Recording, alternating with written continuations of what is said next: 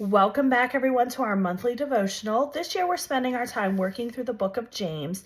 Thanks to everyone who's joined in so far. For those of you who are joining in for the first time, this year, we're looking at the book of James, which is a short book in the New Testament, and it's a very powerful book. It was written by the half-brother of Jesus, and James talks about how we live out our faith in the face of trials and difficulties in life. So far, we have worked through verses 1 through 8, and if you're interested in those and you missed it, you can go back and we have links for those devotionals that I can send you. But today, we're going to jump into verses 9 through 11, and we're going to start by reading those. It says, "Let the lowly brother glory in his exaltation, but the rich in his humiliation. Because as a flower of the field, he will pass away. For no sooner has the sun risen with a burning heat than it withers the grass. Its flowers fall, and its beautiful appearance perishes.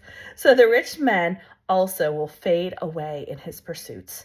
We began this chapter talking about the trials that we go through in life, asking God for wisdom and having that unwavering faith in those trials in God. When we look at today's verses, it can be hard to see how they fit in. It's important to understand that when the Bible was written, there were not chapters and verses.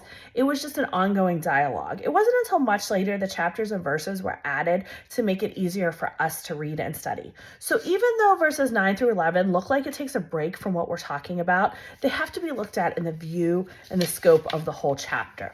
So when we ended with verse 8, we were talking about how when a man does not have wisdom, he needs to ask God, and he needs to make sure that he has faith, because if not, he's considered double-minded and unstable. Then we go to verse 9 and the first part of 10, which is where we are today. It says, "Let the lowly brother glory in his exaltation, but the rich in his humiliation." It is easy for social prominence to make us think that we're above trials, or more likely that when we're in trials, we don't need to depend on God. We want to depend on ourselves. So often we want to depend on our own money, our own connections, our own family. And so rather than turning to God in trials, we place our dependence on things other than God. Let's talk about what that looks like in real life. So most of you, are going to go home any given night and you're going to have supper, right? And when it comes to what you're having, you can have what's on the table. You could have what's in the refrigerator if you didn't like that. If you didn't like any of that, you could DoorDash it if you weren't feeling it, right? So you have a choice and you have options, and that's a good thing. But the problem is that when we stop depending on God or thanking him for the small things, even though it's God providing those small things, like he provided you with a job to make that money so that you could provide those things. He provided you to live in a place where you could have that job. He provided you with the skills and the knowledge base to do it, and you're able to support your family and to have food because of these things God gives you. But we start leaning on our own dependence, and we forget to thank God for those little things and the food that he provided. So somehow when we have money in our pocket, we tend to depend on that rather than on God. Many years ago, I traveled to Haiti, and Haiti was in bad shape then, nothing like it is now. But even then, it was bad, and people were starving, and they would take clay and they'd mix it with water to eat so they would have something in their stomachs. And so one time, one of our groups entered a village, and it was a very poor village, and they probably hadn't eaten in a long time. And they opened a can of beans and handed it to one of the Haitians.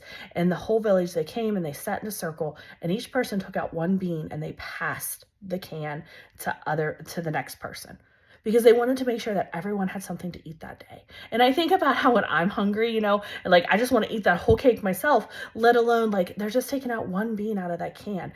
And the thing is, they were joyful because, they had to depend on God to provide, and God did provide. And so when they have very little, they have to trust God for those things. And so see, we mistakenly think at times that our social or economic prominence gives us a leg up in trials and in wisdom and in faith and in our relationship with God. And so what we're doing is we're putting our hope in the external, when we're supposed to be storing it up in the internal. But the truth is, trials make us all equally dependent on God. Trials put us on the same level, and the answer is how we respond. Both the poor believers and the rich believers must glory in God in their trials.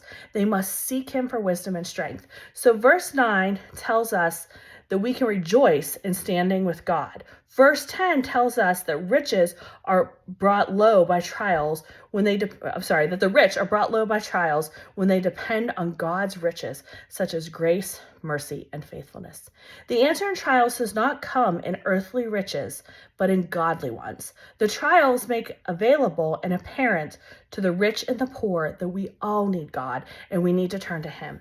The second part of verse 10 and verse 11 say, because as a flower of the field he will pass away, for no sooner has the sun risen with a burning heat than it withers the grass. The flowers fall, and its beautiful appearance perishes. So the rich man will also fade in his pursuits. This isn't the only time in the Bible it speaks of flowers fading away. In Isaiah 48, it says, the grass withers, the flowers fade, but the word of God stands forever. In trials, our answer is to turn to God. It is Him and His word that last. That is why we return to Him and to seek His wisdom. In doing so, we're growing our relationship with Him and ultimately storing up our eternal rewards. Not that the idea of rewards should be our goal, but it is a positive consequence from growing and walking in a relationship with Jesus. The answer is not in the things of this world, but in God, because the things of this world will not last. So my encouragement to you this month is to take time to examine where you are putting your trust. Is it in your own wealth and wisdom or the things of this world? Are you placing it in God and asking for Him for His wisdom? Are you turning to Him first, or are you turning to the resources and things you have around you? Are you letting the trials grow you eternally? Since it's the week of Thanksgiving, I just wanted to end with a quick 5-verse psalm of praise. So this is from Psalm 100. And we're going to just make this our ending prayer. Make a joyful shout to the Lord, all you lands. Serve the Lord with gladness. Come before His presence with singing. Know that the Lord, He is good. It is He who made us and not we ourselves. We are His people and the sheep of His pasture.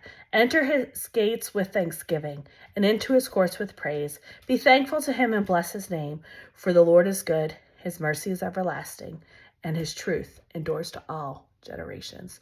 Psalm 100, 1-5. Have a great Thanksgiving, and I'll hopefully see you all next month.